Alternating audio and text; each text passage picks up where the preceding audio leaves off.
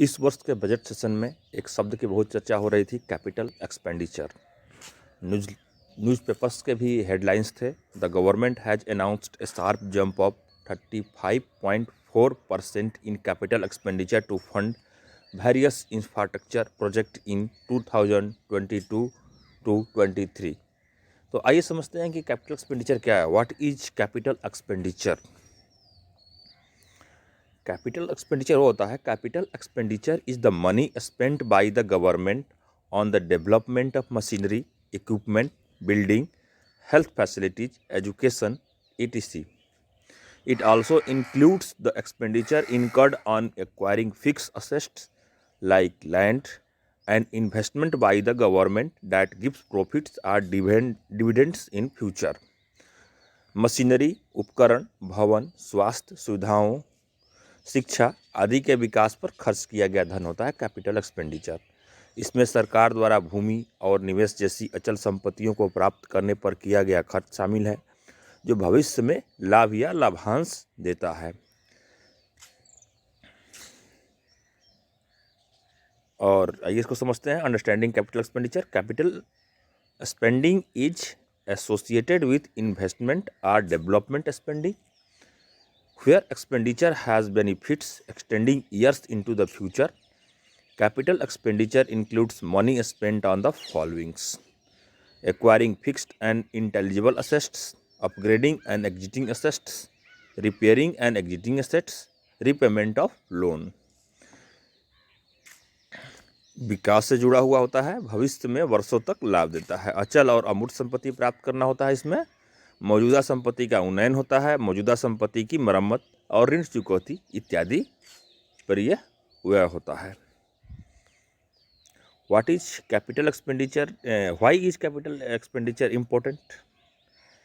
Capital expenditure which leads to the creation of assets are long term in nature and allow the economy to generate revenue for many years by adding or improving production facilities and boosting operational efficiency. It also increases labor participation, takes a stock of the economy and raises its capacity to produce more in future. प्राकृतिक दीर्घकालिक होते हैं, उत्पादन सुविधाओं, परिचालन दक्षता को बढ़ाकर अर्थव्यवस्था को कई वर्षों तक राजस्व उत्पन्न करने की अनुमति देते हैं, श्रम भागीदारी को बढ़ाता है, भविष्य में उत्पादन करने की क्षमता बढ़ाता है। Along the creation of assets, repayment of loan is also capital expenditure as it reduces liability. इसमें एक इम्पोर्टेंट पॉइंट है ये कि along the creation of assets creation के अलावा repayment of loan is also capital expenditure. Loan का जो repayment है वो भी कैपिटल एक्सपेंडिचर है, एज इट रिड्यूसेस लाइबिलिटी को रिड्यूस करता है, देनदारी को कम करता है।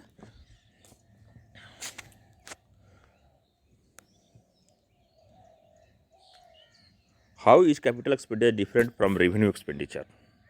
आपने एक और सुना होगा, रेवेन्यू एक्सपेंडिचर से कैपिटल एक्सपेंडिचर कैसे अलग है? Unlike capital expenditure which creates assets for the future, revenue expenditure is one that neither creates assets nor reduces any liability of the government. राजस्व व्यय वह है जो ना तो संपत्ति बनाता है और न सरकार के किसी दायित्व को कम करता है। यह हुआ रेवेन्यू एक्सपेंडिचर, जैसे कि salaries of employees, interest payment on past डेप्ट, subsidies, pension etcetera fall under the category of revenue expenditure. It is recurring in nature. पूंजीगत व्यय जिसको बोलते हैं हिंदी में।